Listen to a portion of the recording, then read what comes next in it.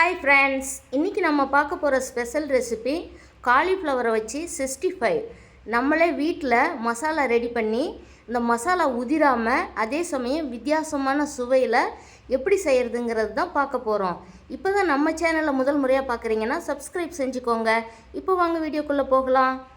இதுக்கு நான் medium size ஒரு காலிஃப்ளவர் எடுத்து அதை ஒரே சைஸாக கட் பண்ணி எடுத்திருக்கேன். அப்போ தான் நம்ம எண்ணெயில் பொரிக்கும் பொழுது எல்லாம் ஈவனாக வேகுன்றதுக்காக இந்த மாதிரி கட் பண்ணி எடுத்திருக்கேன்.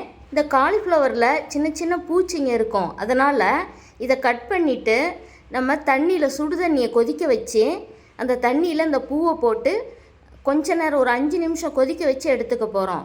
நான் இதுக்கு கொதிக்க வைக்கும்போது கொஞ்சமாக மஞ்சள் தூள் கல்லுப்பு போட்டு இதை ஒரு 5 நிமிஷம் அந்த தண்ணியிலே கொதிக்க விட்டு எடுத்து திரும்ப நார்மல் வாட்டரில் ஒரு டைம் கழுவிட்டு இந்த தண்ணியை வடிச்சிட்டு எடுத்து வச்சுருக்கேன். இப்போ இதுக்கு மசாலா எப்படி ரெடி பண்ணுறதுங்கிறத பார்க்கலாம் வாங்க.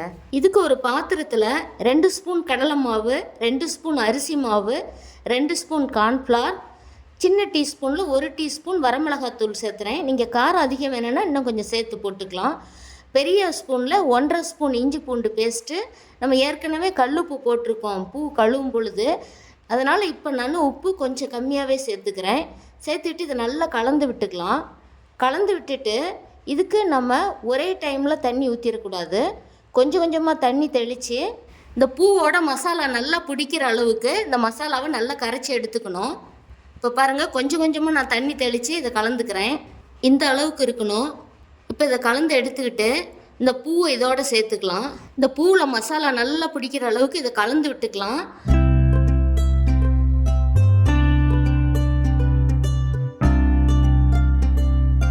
இப்போ நல்லா கலந்தாச்சு. இப்போ பாருங்கள், நம்ம வீட்டில் உள்ள பொடிகளை வச்சு அந்த மசாலா ரெடி பண்ணியிருக்கோம். ஃபுட் கலர் எதுவுமே நான் சேர்த்தலை. இப்போ இதுக்கு ஃப்ரெஷ்ஷான கொத்தமல்லி இலைகள் கொஞ்சம் கட் பண்ணி போட்டுக்கலாம். போட்டு இதை நல்லா கலந்து விட்டுவிட்டு மூடி வச்சிடலாம். இது ஒரு 10 நிமிஷம் நம்ம இந்த மசாலாவில் பூ ஊறினதுமே கூட நம்ம எண்ணெயில் போட்டு பொரித்து எடுக்கலாம். அல்லது ஒரு 1/2 hour கழிச்சும் பொரிக்கலாம். நமக்கு கொஞ்சம் டைமு லேட்டாக பொரிக்கணும் அப்படின்னா ஃப்ரிட்ஜில் வச்சு நம்ம பொரிக்கிறதுனால ஒரு 2 மணி நேரம் அல்லது 4 மணி நேரம் கூட ஃப்ரிட்ஜில் நம்ம மூடி வச்சிட்டோமா, ஒரு பாக்ஸில் போட்டு மூடி வச்சிட்டோம்னா நம்ம ஒரு 4 மணி நேரம் கழித்து கூட நம்ம எடுத்து ஒரு 1/2 hour வெளியில் வச்சுருந்து பொரிச்சிக்கலாம். நான் இது ஒரு 1/2 மணி நேரம் வெளியிலே வச்சு மூடி வச்சுட்டு இந்த மசாலா நல்லா இதில் ஊறினதை எடுத்து பொரிக்க போகிறேன். இதுக்கு ஒரு அடிக்கனமான பாத்திரம் நான் ஸ்டவ் ஆன் பண்ணி வச்சு எண்ணெய் ஊற்றிக்கிறேன். இந்த எண்ணெய் நல்லா காயட்டும். ஸ்டவ்வை நான் மிதமான தீயில் வச்சுருக்கேன். எண்ணெய் காஞ்சிருச்சு. இப்போ இதில் ஒவ்வொன்றா நம்ம போட்டுக்கலாம். நான் ஒவ்வொரு பேட்சாக போட்டு எடுக்க போகிறேன். பூ ஒரு டைம் எண்ணெயில் போட்டதுமே நம்ம ஸ்டவ்வை ஹை ஃப்ளேமில் வச்சுக்கலாம். ஒரு 2லேருந்து 3 நிமிஷம் ஹை ஃப்ளேமில் வெந்துச்சுன்னா நமக்கு நல்ல பொன்னிறமாக மாறும். அந்த டைமில் நம்ம ஸ்டவ்வை லோ ஃப்ளேமுக்கு மாற்றிக்கிட்டு இந்த பூவெல்லாம் திருப்பி விட்டுக்கணும். இப்போ எல்லாமே கலர் மாறி வருது பாருங்கள். இந்த சமயத்தில் நம்ம இதெல்லாம் திருப்பி போட்டுக்கலாம். இது திருப்பி போட்டுட்டு இது நல்லா பொன்னிறமானதுமே நம்ம இதை எடுத்துடலாம். எடுத்துட்டு இதே போலவே நான் ஒவ்வொரு பேட்சாக இதை போட்டு எடுத்துக்க போகிறேன்.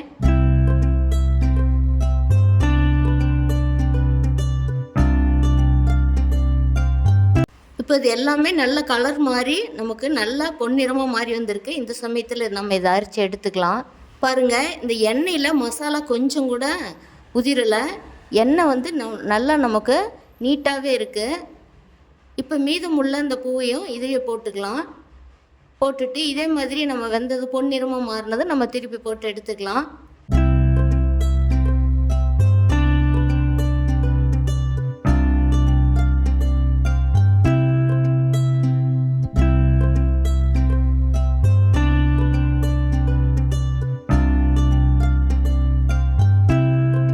இப்போ பாருங்கள், சூப்பராக நல்ல பொன்னிறமாக மாறி வந்திருக்கு. இந்த சமயத்தில் நம்ம எடுத்துக்கிட்டு இதோட நான் கொஞ்சமாக கருவேப்பிலை இலைகள் அந்த எண்ணெயிலே போட்டு பொரித்து எடுத்துக்கிறேன். எடுத்துகிட்டு இந்த மாதிரி நம்ம சாப்பிடும் பொழுது இது ரொம்பவே சுவையாக இருக்கும். இப்போ பாருங்கள், ரெடி ஆகிடுச்சு. இதே போலவே நீங்களும் செஞ்சு பாருங்கள். செஞ்சு பார்த்துட்டு உங்களுடைய கருத்துக்களை கமெண்ட் பாக்ஸில் சொல்லுங்கள். இந்த வீடியோ பிடிச்சிருந்தால் லைக் பண்ணுங்கள். நிறைய பேர் பார்க்கணுன்னா ஷேர் பண்ணுங்கள். சப்ஸ்கிரைப் பண்ணுங்கள். தேங்க்யூ.